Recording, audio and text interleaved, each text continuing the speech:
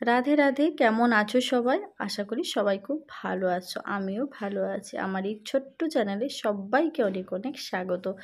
অনেকটা বেলাতেই ভিডিওটা শুরু করলাম, ভাবলাম কিছু জিনিস শেয়ার করি। তো অবস্থা দেখো, ঠাকুর দর্শন করি, আমার তোমরাও করে নাও। আর এখানে দেখো, এদিকে রুমটা আমি গুছাতে পেরেছি, রান্না বান্না হয়ে গেছে। আজকে কিন্তু আমি বেশি রান্না কিছু করিনি, একদম অল্প স্বল্প। আলু উচ্ছে ভাজা, শাক ভাজা, ফুলকপি আলুর তরকারি আর ডিম ভেজে দেবো, ব্যাস। গ্যাস পরিষ্কার হয়ে গেছে, বাসনপত্র এখন পড়ে রয়েছে মাজার জন্য। প্লাস্টিকে কী আছে সেটা তো তোমাদেরকে অবশ্যই দেখাচ্ছি। এখানে দেখো কত জামা কাপড় রোজই ধুতে হয় গো। এই ঘরটার যে অবস্থা, বোধহয় 50% গুছিয়েছি, 50% এখন পড়ে রয়েছে। ওই কি কাজ করছে তার জন্য যেন এক ঝামেলা। কালকে অনেক রাত্রি পর্যন্ত করেছে, তাও সবটাই তো হয়নি, কারণ অনেকজন বন্ধু মিলে করছে, আবার তাকে স্কুলে নিয়ে গেছে। তো যা হোক, আমি সকালে উঠে আগে রান্না বান্নাটা করে আমি ওকে আগে পাঠাই, মেয়েকে পাঠিয়েছি, ছেলেকেও বাসে তুলে দিয়ে আসলাম। এসে আমি তার কাজ তো হবে এখন পরে, আস্তে আস্তে করে সব গুছিয়ে নেবো। আগে রুমটা পরিষ্কার করি, জামা কাপড় ভিজাবো, তারপরে মাছগুলো বের করে ধোবো, কড়াই মাছবো, অনেক কাজ, প্রচুর কাজ আছে। তো এই আর কি, বাড়িতে একজন লোক থাকলে কিন্তু এতটা কষ্ট হয়নি, কিচ্ছু করার নেই, একার হাতে সবটাই।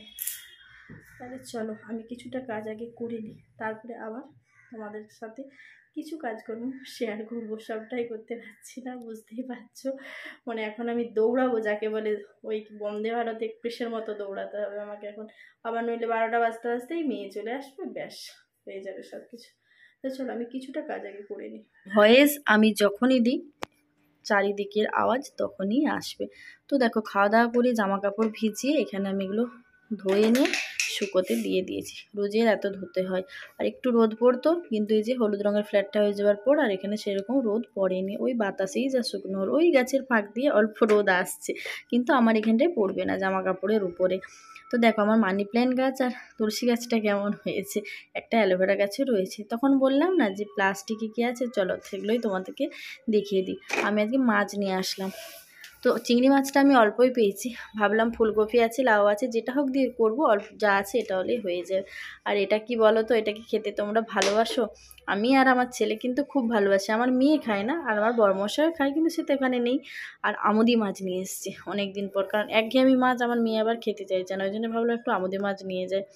আর ওই মাছও নিয়েছি, অল্প অল্প করে নিয়ে চলে এসেছি, ফ্রিজে একরকম আছে, এগুলো হলে হয়ে যাবে। একাকি বাজার করতে হলে এগুলো মানে খুব সমস্যা হয়। রোজের বাজার যাওয়া তো একদমই হবে না, কারণ রোজের বাজার গিয়ে ছেলেকে ভাত রান্না করে স্কুলের ভাত দেওয়া যাবে না, তো ওই জন্য ভাবলাম নিয়ে চলে যাই।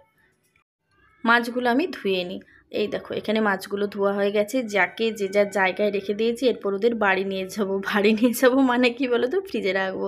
আর এখানে দেখো টাকাগুলো ধুয়ে রেখেছে, আমি না ওই টাকা না ধুয়ে রাখতে পারি না, মাছ মাংস নিয়ে আসার পর ধুয়ে তারপরে ব্যাগের মধ্যে রাখি।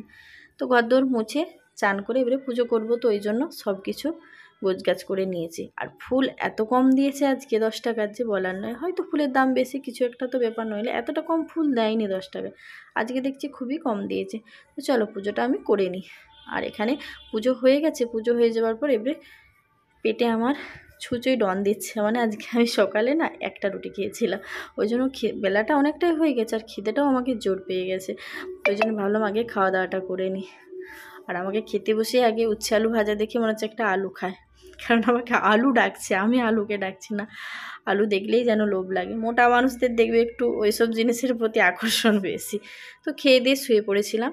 এই দেখো ঘুম থেকে ওঠার পর মেয়ে বলে যে কালকে ওর বান্ধবীর জন্মদিন, বলে কি মা আমি একটা গ্রিটিংস কার্ড বানাবো?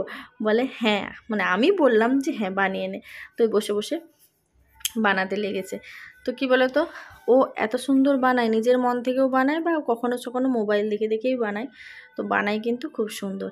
এই দেখো আমার মেয়ের কিন্তু খুব তাড়াতাড়ি বানানো হয়ে গেছে, 4টে বানিয়েছে। সানাইয়ের আওয়াজ শুনতে পাচ্ছ কি না আমি জানি না, 2-4টে বাড়ির মানে সামনাসামনি হচ্ছে তোমার বিয়ে বাড়ি, ওই জন্য সানাই বাজছে। কোনটা ভালো হয়েছে তোমরা কিন্তু কমেন্ট করে জানিও। এক মন্ত্রে তো 4টে বানিয়ে নিয়েছি। যদি ভালো লাগে লাইক কমেন্ট শেয়ার, সাথে একটা সাবস্ক্রাইব করে দিও, পাশে থেকো। আবার কিন্তু আসবো নতুন ভিডিও নিয়ে, তাহলে আর সুন্দর একটা কমেন্ট করতে ভুলো না আমাকে, এটা কিন্তু সবথেকে বেশি ভালো লাগছে। তোমাদেরকে কি ভালো লাগছে? আবার বলছি, যদি ভালো লাগে তাহলে একটা কমেন্ট করতে ভুলো না।